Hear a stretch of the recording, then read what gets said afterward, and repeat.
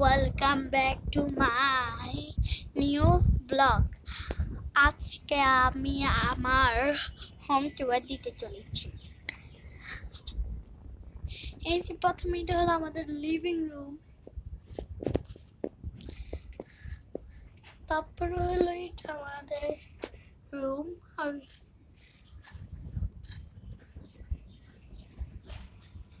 এটা আমার আব্বু আম্মুর রুম, আর এটা আমাদের রুম, এটা আব্বু আম্মুর রুম, আর এটা কিচেন আর বাথরুম।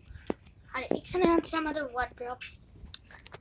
আর আরেকটা রুম দেখাবো আপনাদের।